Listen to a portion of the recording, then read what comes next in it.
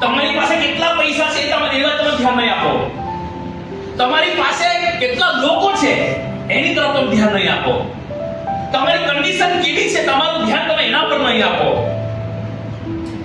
તમારી પાસે કોઈ સાથ આપે કે નહીં આપે તમે તેની તરફ ધ્યાન નહીં આપો.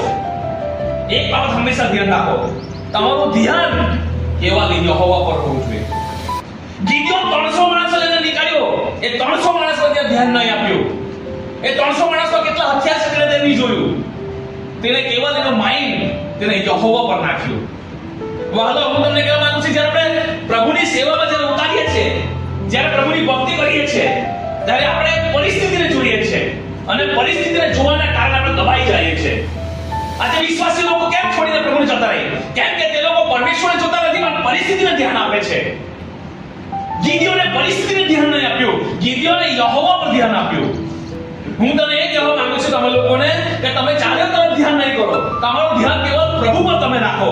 વિજય પરમેશ્વર આપે છે. હાલેલુયા. એ લોકો વિજય આપતા નથી, એ લોકો જીત આપતા નથી. પરમેશ્વર આપણે વિજય અને જીત આપે છે. આ ગિદિયોને બી કદાચ 300 લોકો પર જોયા હોત ને તો એ હારી ગયો હોત. ગિદિયોને કદાચ એની સૈનિકોને હથિયારો જોયા હોત તો કદાચ એ હારી ગયો હોત.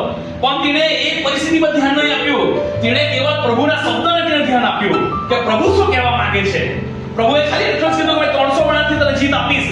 બસ વાત પતી ગઈ, ફિનિશ. પ્રભુ બોલ્યો છે એટલે ફાઇનલ. એણે કીધું છે કે 300 માણસથી તને જીત આપીશ, તે આપશે, તે પૂરું પાડશે, તે બધી વ્યવસ્થા કરશે. કેવી રીતે લડવું અને કેવી રીતે મારવું એ મારું કામ નથી. બસ મને પ્રભુએ કીધું છે કે હું તને 300 થી જીત આપવાનું છે તો તે આપશે જ. મારે બધી પરિસ્થિતિને જોવાની જરૂર નથી. વહાલો, જ્યારે તમે પ્રભુ પર વિશ્વાસ કરો તો તમે પરિસ્થિતિને નહીં જુઓ, તમે પ્રભુને જુઓ. કેમ કે પરિસ્થિતિ એ પ્રભુ કરતા મોટી નથી. આ પરિસ્થિતિ નાની છે, પ્રભુ મોટો છે.